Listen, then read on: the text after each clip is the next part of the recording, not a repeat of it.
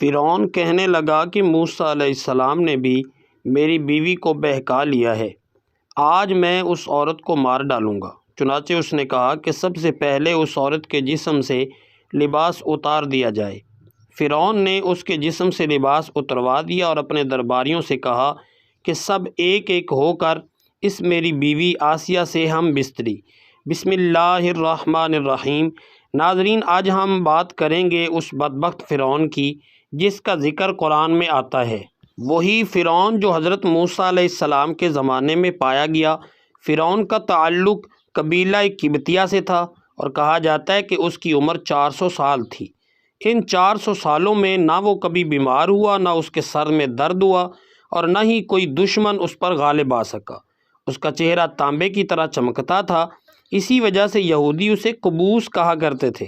بادشاہ بننے سے پہلے فرعون محنت مزدوری اور تجارت کیا کرتا تھا۔ ایک دن وہ اس مشقت سے تنگ آ کر بازار کی طرف نکلا، جہاں اس کی ملاقات حامان سے ہوئی۔ دیکھتے ہی دیکھتے دونوں بدبختوں کی ملاقات دوستی میں بدل گئی۔ دونوں کام کی تلاش میں شہر کی طرف روانہ ہو گئے۔ ان دنوں شہر میں خربوزوں کی خرید و فروخت کا کاروبار بہت چل رہا تھا۔ یہ دونوں ایک خربوزے والے کے پاس گئے اور اس سے کام مانگا۔ خربوزے والے نے کہا، میرے خربوزے لے جاؤ، بازار میں جا کر فروخت کرو۔ جب یہ مال بیچ لوگے تو میں تمہیں کھانے کے لیے کچھ دے دوں گا۔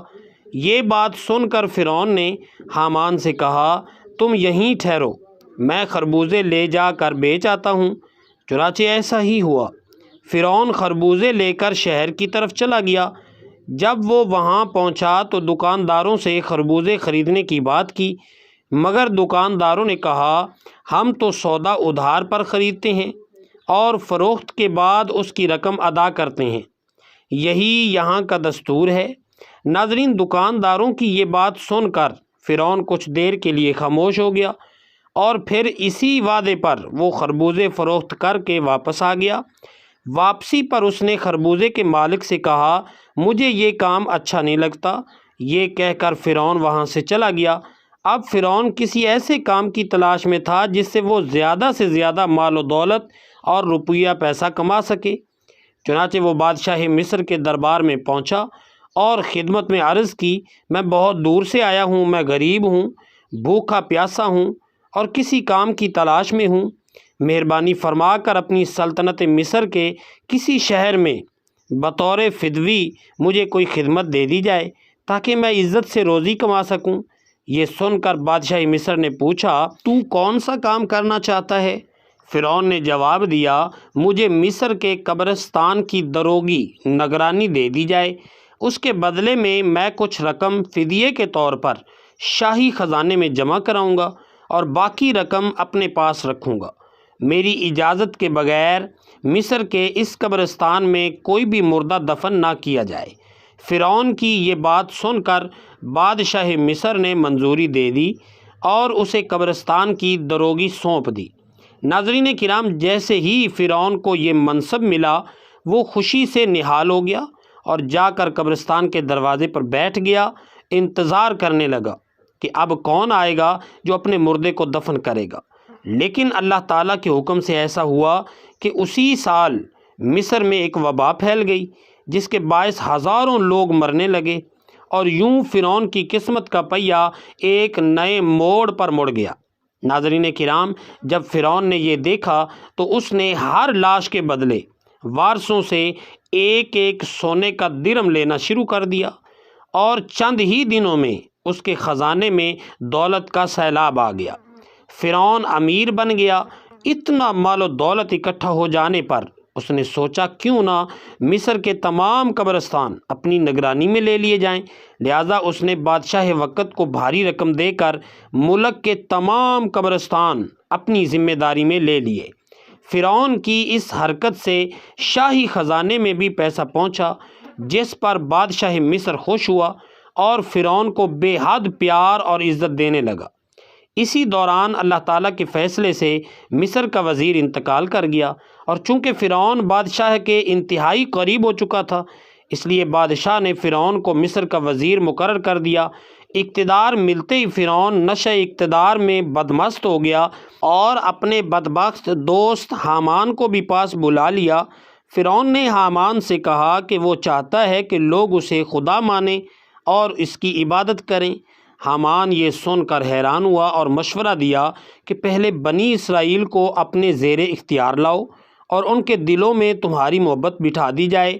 حامان کے کہنے پر فرعون پوچھنے لگا کہ یہ سب کرنے کے لیے آخر کیا کیا جائے اور یہ لوگ کس طرح مجھے اپنا خدا تسلیم کریں گے۔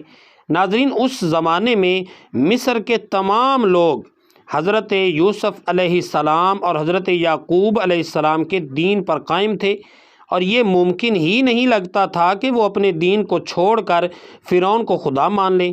اس پر فرعون نے اپنے بدبخت دوست حامان سے کہا کہ کوئی ایسی تدبیر نکالو جس سے لوگ میرا خوف اور رعب دل میں بٹھا لیں اور مجھے خدا تسلیم کریں۔ حامان کچھ دیر سوچتا رہا، پھر ایک چالاک منصوبہ پیش کیا۔ اس نے کہا، ہم بادشاہ مصر سے عرض کرتے ہیں کہ میں چاہتا ہوں مصر کے تمام لوگوں کی خواہشات مفت میں پوری کی جائیں۔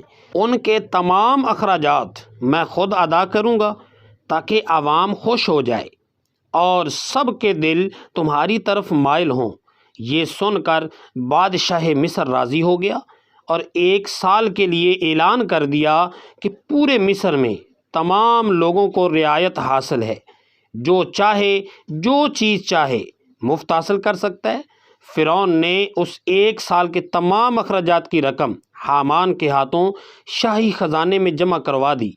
پھر مصر بھر میں اعلان ہوا کہ اس سال خزانہ رعایتوں پر دستیاب ہے۔ تمام اخراجات کی رقم ہم نے بادشاہ مصر کے خزانے میں جمع کروا دی ہے اور مزید 2 سال کے لیے معافی کی درخواست بھی منظور ہو گئی ہے۔ یہ سن کر مصر کے لوگ خوشی سے نہال ہو گئے۔ وہ فرعون کے گن گانے لگے اور اس کی ترقی اور عزت کے لیے دعائیں کرنے لگے۔ عوام فرعون کے نام سے متاثر ہو گئی، جبکہ چند ہی دنوں بعد اللہ تعالیٰ کے حکم سے بادشاہ مصر اپنی موت آپ مر گیا اور اس کا کوئی وارث بھی نہ تھا جو تخت شاہی سنبھالتا۔ یوں تقدیر نے ایک نیا موڑ لیا اور موقع فرعون کے ہاتھ آ گیا۔ ناظرین کرام، جس نے اس کی زندگی کو ہمیشہ کے لیے بدل ڈالا۔ تو ناظرین کرام، اس طرح مصر کے بادشاہ کی تدفین کے بعد 3 دن تک سوگ منایا گیا اور چوتھے روز مصر کے تمام لوگ دربار شاہی میں حاضر ہوئے اور بحث کرنے لگے کہ بادشاہ کے تخت پر کس کو بٹھایا جائے، کیونکہ ملک بادشاہ کے بغیر نہیں چل سکتا۔ چنانچہ اس وقت مصر کے لوگوں نے فرعون کی وہ نیکی یاد رکھی کہ اس نے 3 برس کا خزانہ عوام پر معاف کر رکھا تھا اور ان کے اخراجات اپنے خرچے سے بادشاہی خزانے میں جمع کروائے تھے۔ اسی لیے مصر کے تمام لوگ فرعون کے اس احسان سے بہت خوش تھے۔ فرعون کی یہ خیر خواہی دیکھ کر عوام نے اس بدبخت فرعون کو تخت بادشاہی پر بٹھا دیا اور یوں فرعون مصر کا بادشاہ بن گیا۔ فرعون کے تخت پر بیٹھتے ہی اس نے اپنے دوست حامان کو مصر کا وزیر مقرر کر دیا اور فوراً ہی حامان سے کہا کہ اب پورے مصر میں ہماری بادشاہی قائم ہے، ہم جو چاہیں کر سکتے ہیں۔ فرعون نے حامان سے کہا کہ کوئی ایسی تدبیر نکالو جس سے مصر کے تمام لوگ مجھے اپنا خدا ماننے لگیں اور میری عبادت کریں۔ حامان نے بدبختانہ مشورہ دیا کہ جتنے بھی علماء دین تدریس کر رہے ہیں ان سب کی تدریس بند کر دی جائے اور لوگوں کے درمیان دین حق کی تبلیغ کا سلسلہ مٹایا جائے تاکہ لوگوں کو آہستہ آہستہ اپنے دین سے دور کیا جائے اور آئندہ نسلیں دین سے لا علم اور جاہل پیدا ہوں۔ ناظرین، چنانچہ حامان کی یہ بات سن کر فرعون نے فوراً حکم جاری کر دیا کہ مصر میں کوئی بھی شخص درس و تدریس نہیں کرے گا ورنہ اسے قتل کر دیا جائے گا۔ فرعون کے اس ظالمانہ حکم کے بعد پورے مصر میں تعلیم و تدریس کا سلسلہ ختم ہو گیا۔ لوگوں نے پڑھنا لکھنا چھوڑ دیا اور علم کا نور ماند پڑ گیا۔ وقت گزرتا گیا اور رفتہ رفتہ تمام لوگ جاہل اور نادان بن گئے، یہاں تک کہ وہ اپنے حقیقی خدا اللہ تعالیٰ کو بھی بھول بیٹھے۔ مصر کے لوگ اس قدر جاہل ہو گئے کہ جانوروں کی طرح زندگی گزارنے لگے۔ اسی دوران فرعون نے ایک اور حکم جاری کیا کہ مصر کے تمام لوگ اپنے گھروں میں بت بنائیں، انہیں سجدہ کریں اور ان کی پوجا کیا کریں۔ فرعون کا یہ حکم پاتے ہی ایک بڑی قوم نے بت پرستی شروع کر دی، اور دیکھتے ہی دیکھتے یہ شرک اور گمراہی پورے ملک میں پھیل گئی۔ 20 برس تک لوگ بتوں کی عبادت کرتے رہے۔ پھر ایک دن فرعون نے مصر میں ایک اعلان کروایا اور لوگوں سے کہا، میں ہوں تمہارا سب سے بڑا رب۔ نعوذ باللہ۔ ناظرین، قرآن پاک میں بھی فرعون کے انہی گستاخانہ الفاظ کا ذکر موجود ہے۔ اسی طرح کئی سالوں تک مصر کے لوگ شرک میں مبتلا رہے، یہاں تک کہ جب ان کے دلوں سے توحید کا چراغ بجھ گیا تو فرعون نے ایک نیا ظالمانہ حکم دیا کہ اب اپنے گھروں کے تمام بت توڑ دو اور صرف مجھے خدا مان کر میری عبادت کرو۔ چنانچہ فرعون کا یہ حکم سنتے ہی لوگوں نے اپنے بت توڑ ڈالے اور فرعون کی پوجا شروع کر دی۔ اب مصر کی قومیں فرعون کو رب ماننے لگیں، مگر یاد رہے کہ قبطی قوم کے علاوہ کوئی اور قوم فرعون کو خدا نہیں مانتی تھی۔ ناظرین، قبطی قوم وہ واحد قوم تھی جو فرعون کو اپنا خدا مانتی تھی۔ باقی تمام لوگ اللہ کی وحدانیت پر یقین رکھتے تھے اور صرف اللہ تعالیٰ کو اپنا رب مانتے تھے۔ اسی وجہ سے فرعون قبطیوں پر بہت مہربان تھا، مگر بنی اسرائیل کے مسلمانوں پر ظلم و ستم کے پہاڑ توڑتا رہتا تھا، کیونکہ بنی اسرائیل حضرت یوسف علیہ السلام کے دین پر قائم تھے۔ فرعون تاریخ کا وہ بدبخت بادشاہ تھا جس نے خدائی کا دعویٰ کیا اور ظلم و تکبر میں ایسی مثال قائم کی کہ جس سے تاریخ کے اوراق بھرے پڑے۔ اس نے بنی اسرائیل کو غلام بنا کر ان پر بے شمار مظالم ڈھائے، اپنی باندیوں کو ستایا اور اپنی نیک بیوی حضرت آسیہ رضی اللہ تعالی عنہا پر بھی ظلم کے پہاڑ توڑ کر آخر کار انہیں شہید کر ڈالا۔ مگر ناظرین، اللہ تبارک و تعالیٰ نے اس کے ظلم اور تکبر کا انجام ایسا عبرتناک بنایا کہ وہ اپنے لشکر سمیت دریائے نیل میں غرق کر دیا گیا۔ اس کی سلطنت نیست و نابود کر دی گئی، اس کے محلات زمین بوس کر دیے گئے اور اسے قیامت تک کے لیے عبرت کا نشان بنا دیا گیا، تاکہ دنیا جان لے کہ تکبر کا انجام صرف بربادی ہے، کیونکہ تکبر صرف اللہ تبارک و تعالیٰ کی شان ہے۔ فرعون کے محل میں ایک عورت تھی جو اس کی بیٹیوں کے بال سنوارا کرتی تھی۔ ایک دن جب وہ فرعون کی بیٹی کے بال بنا رہی تھی تو اچانک اس کے ہاتھ سے کنگھی نیچے گر گئی۔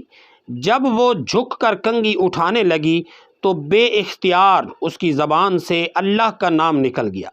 فرعون کی بیٹی فوراً چونک گئی اور بولی، یہ کیا تم میرے والد کو خدا نہیں مانتی؟ اس نیک باندی نے پورے ایمان کے ساتھ جواب دیا، ہرگز نہیں، میرا خدا وہ ہے جو حضرت موسیٰ علیہ السلام کا پروردگار ہے۔ ناظرین، جب لڑکی نے 2 ٹوک جواب دیا تو وہ اٹھ کر اپنے باپ کے پاس گئی اور کہنے لگی، آپ کے محل میں رہنے والی یہ عورت آپ کو خدا نہیں مانتی؟ بیٹی کی باتیں سن کر فرعون غصے میں آ گیا اور کہنے لگا، میں دربار میں جا کر اس عورت کو ایسی سزا دوں گا کہ یا تو وہ موسیٰ علیہ السلام کے رب کو مان لینا چھوڑ دے گی یا پھر اپنی جان دے دے گی۔ جب فرعون دربار میں پہنچا تو اس نے اس عورت کو بلوایا اور کہا، دیکھو، تم موسیٰ علیہ السلام کو اللہ کہنا چھوڑ دو۔ وہ کہنے لگی، ہرگز نہیں۔ فرعون نے اسے سخت ڈرایا، دھمکایا، مگر وہ کہنے لگی، اب تم جو کر سکتے ہو کر لو، میں پیچھے نہیں ہٹوں گی۔ اس کا یہ دلیرانہ جواب سن کر فرعون نے اسے اپنے غرور کا مسئلہ بنا لیا۔ چنانچہ حکم دیا گیا کہ اسے زمین پر لٹا دیا جائے۔ پھر حکم ہوا کہ اس کے دونوں ہاتھوں اور پیروں میں کیلیں گاڑ دی جائیں تاکہ وہ حرکت نہ کر سکے۔ اسی دوران وزیر آیا اور بولا، اس کی ایک دودھ پیتی چھوٹی بچی بھی ہے، اگر اس کی بیٹی کو اسی کے سامنے قتل کر دو تو وہ ماں مجبوری میں آپ کی بات مان جائے گی۔ اس کے بعد فرعون نے اس دودھ پیتی بچی کو بھی بلایا، اسے ماں کے سینے پر بٹھایا اور کہا، میں تمہاری بچی کو تمہارے سامنے قتل کر دوں گا۔ باندی نے فرعون کی اس بڑی دھمکی کے باوجود کہا، میرے دل میں اطمینان اتنا بھر چکا ہے کہ میں اپنی آنکھوں سے اپنی بچی کو خون میں لت پتہ دیکھ سکتی ہوں، مگر میں اپنے ایمان کا خون نہیں دیکھ سکتی۔ تو ناظرین کرام، چنانچہ باندی کے سینے پر ہی اس کی معصوم بچی کی گردن کاٹ دی گئی۔ جب وہ بچی ٹھنڈی ہو گئی تو فرعون کہنے لگا اب ہم تمہیں بھی قتل کر دیں گے۔ وہ کہنے لگی جو مرضی چاہے کر لو، میں اپنے ایمان سے پیچھے نہیں ہٹوں گی۔ آخرکار اس ظالم نے اس بہادر عورت کو بھی شہید کر دیا۔ اس کے بعد جب فرعون حضرت مشاطہ کو شہید کروا کر اپنے محل پہنچا تو اپنی بیوی حضرت آسیہ رضی اللہ تعالیٰ عنہ سے کہنے لگا آج میں نے ایک عورت کو عبرتناک سزا دی ہے۔ اس کی بیوی نے کہا تیرے لیے ہلاکت ہو، تو نے ایک معصوم بچی کی جان لے لی اور ایک بے گناہ عورت کو قتل کر دیا۔ فرعون کہنے لگا میں نے اسے اس لیے عبرتناک سزا دی کہ وہ مجھے خدا نہیں مانتی تھی۔ یہ سن کر حضرت آسیہ رضی اللہ تعالیٰ عنہ نے فرمایا خدا تو میں بھی تجھے نہیں مانتی، بلکہ تو ایک عام انسان ہے۔ فرعون یہ سن کر حیران رہ گیا، کیونکہ اسے حضرت آسیہ رضی اللہ تعالیٰ عنہ سے بہت محبت تھی۔ اللہ تعالیٰ نے انہیں بے پناہ حسن و جمال عطا فرمایا تھا، اور فرعون نے انہیں تمام عورتوں میں سے چن کر اپنی بیوی بنایا تھا۔ وہ ان سے بے حد محبت کرتا تھا۔ چنانچہ فرعون نے کہا یہ تم کیسی باتیں کرتی ہو؟ وہ کہنے لگی میں بالکل ٹھیک کہہ رہی ہوں، تو جھوٹا ہے، پروردگار تو وہی ہے جس کا پیغام لے کر حضرت موسیٰ علیہ السلام تشریف لائے ہیں۔ فرعون نے یہ بات سنی تو سخت غصے میں آ گیا اور کہنے لگا میں تمہارے ساتھ بھی وہی سلوک کروں گا جو مشاطہ کے ساتھ کیا تھا۔ تو حضرت آسیہ رضی اللہ تعالی عنہا نے نہایت اطمینان سے جواب دیا جو چاہے کر لو، میرے ساتھ میرا پروردگار ہے، میں نے فیصلہ کر لیا ہے کہ میں اپنے رب کو کبھی بھی نہیں چھوڑوں گی۔ ناظرین، جب فرعون نے یہ باتیں سنی تو وہ پھر دربار میں آیا اور لوگوں کو جمع کر کے کہنے لگا دیکھو یہ کتنی بڑی سازش ہے، موسیٰ علیہ السلام نے میری بیوی کو بھی بہکا لیا ہے، آج میں اسے یا تو مار دوں گا یا وہ اپنی بات سے ہٹ جائے گی۔ چنانچہ اس نے حضرت آسیہ رضی اللہ تعالی عنہا کو گرفتار کروایا۔ ایک وقت تھا جب وہ محل میں عزت کی مالکن تھی، ان کے اشارے پر نوکر دوڑتے پھرتے اور لوگ احتراماً ان کی طرف آنکھ اٹھا کر بھی نہیں دیکھا کرتے تھے، اور وہ آج فرعون کے دربار میں ملزم کی طرح کھڑی ہیں۔ وہ صرف اللہ کی محبت میں ثابت قدم ہیں۔ پھر فرعون نے حضرت آسیہ رضی اللہ تعالی عنہا سے کہا تم اتنے عالی شان محل میں رہتی ہو، اتنی نعمتوں میں پلی ہو، میں نے تمہیں اپنی محبوبہ بنایا، مگر میں سب کچھ تم سے چھین لوں گا۔ بہتر ہے کہ تم ابھی باز آ جاؤ اور مجھے خدا مان لو۔ حضرت آسیہ رضی اللہ تعالی عنہا نے فرمایا میں نے ایمان قبول کر لیا ہے، اس لیے میں اپنی بات سے پیچھے نہیں ہٹوں گی۔ اس پر فرعون نے فیصلہ کر لیا کہ وہ انہیں بھی سزا دے گا۔ سب سے پہلے اس نے انہیں رسوا کرنے کا حکم دیا اور کہا کہ ان کا لباس اتار دیا جائے۔ سوچنے کی بات یہ ہے کہ مرد کو بھی جب لوگوں کے سامنے بے لباس کرنے کی بات بتائی جائے تو اسے کس قدر شرم آتی ہے، اور وہ چاہتا ہے کہ زمین اس کے نیچے پھٹ جائے، تو عورت کے اندر شرم اور حیا کا حال کتنا شدید ہوتا ہے۔ فرعون نے حضرت آسیہ کا لباس اتروایا اور وہ اس شرمناک صورتحال کی نظر ہو گئیں۔ ناظرین کرام، آپ اندازہ لگا سکتے ہیں کہ وہ کس عذاب اور تحقیر کا شکار ہوں۔ ناظرین، ایک طرف ایمان تھا اور دوسری طرف امتحان، مگر حضرت آسیہ رضی اللہ تعالی عنہا ڈٹی رہیں۔ فرعون نے کہا اچھا، اگر اب بھی نہیں مانتی تو میں تجھے ایسا عذاب دوں گا جو کسی نے نہ دیکھا ہو۔ چنانچہ اس نے حکم دیا اس کا منہ میرے محل کی طرف کر کے لٹا دو، تاکہ آخری وقت میں بھی اس کی نگاہیں میرے محل پر رہیں اور یہ سوچتی رہے کہ جن نعمتوں کو ٹھکرا کر مر رہی ہے وہ کتنی قیمتی تھیں۔ چنانچہ انہیں فرعون کے حکم کے مطابق لٹا دیا گیا۔ ان کے ہاتھوں اور پیروں میں لوہے کی کیلیں گاڑ دی گئیں تاکہ وہ حرکت نہ کر سکیں۔ اس کے بعد فرعون نے کہا لوگو اس کے جسم سے کھال اتار دو۔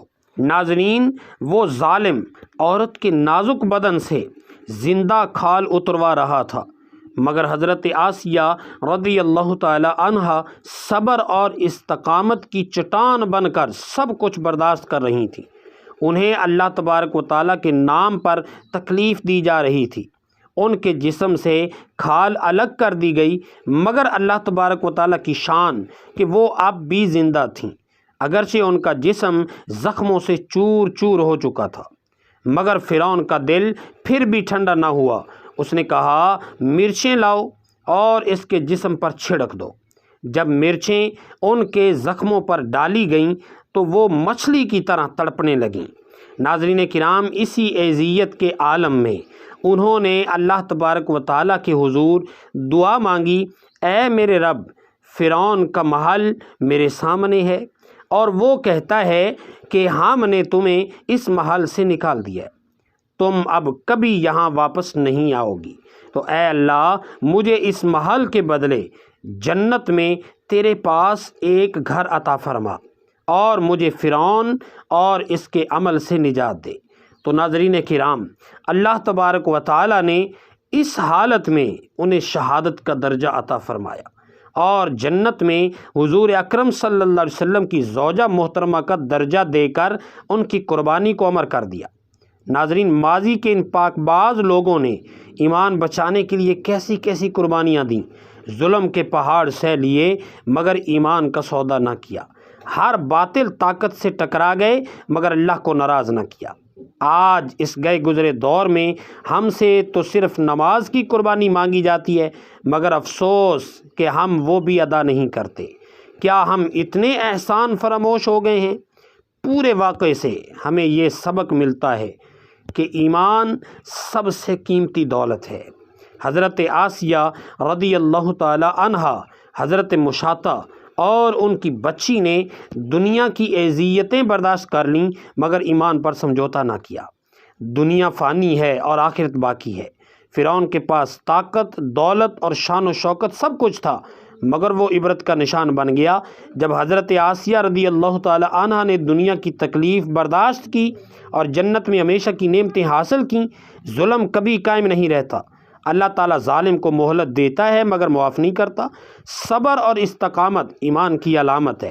حضرت آسیہ رضی اللہ تعالی عنہا نے ناقابل برداشت تکلیفیں سہ کر بھی صبر کیا اور اپنے رب پر یقین رکھا۔ حق ہمیشہ غالب آتا ہے۔ موسیٰ علیہ السلام کی سچائی کے سامنے فرعون کی طاقت مٹی میں مل گئی۔ عورت کی غیرت اور ایمان کی مثال حضرت آسیہ رضی اللہ تعالی عنہا نے قائم کی، جو قیامت تک ایمان والی خواتین کے لیے نمونہ ہیں۔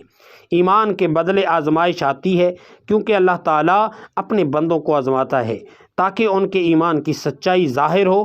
آخرکار یہ واقعہ ہمیں سکھاتا ہے کہ دنیا کی وقتی راحتوں کے مقابلے میں ایمان، صبر اور اللہ پر یقین ہی اصل کامیابی ہے۔ جو اللہ کے لیے ڈٹ جائے وہ کبھی رسوا نہیں ہوتا، بلکہ اللہ تعالیٰ اسے دنیا اور آخرت میں عزت عطا فرماتا ہے۔ اللہ تعالیٰ ہمیں ایمان پر استقامت، عمل کی توفیق اور اپنی رضا کے راستے پر چلنے کی توفیق عطا فرمائے، آمین۔ ناظرین، کامنٹ باکس میں اللہ تعالیٰ کے 99 ناموں میں سے ایک نام ضرور لکھیں۔ ہمیشہ خوش رہیں، ہنستے رہیں، شاد و باد رہیں۔ السلام علیکم ورحمۃ اللہ وبرکاتہ۔